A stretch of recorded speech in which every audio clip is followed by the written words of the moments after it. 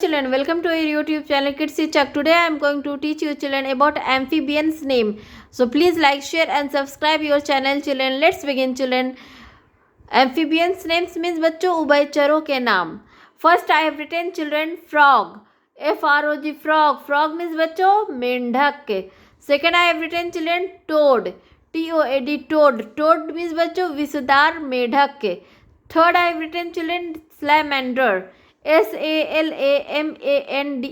Salamander means बच्चों salamander. Fourth I have written children newt.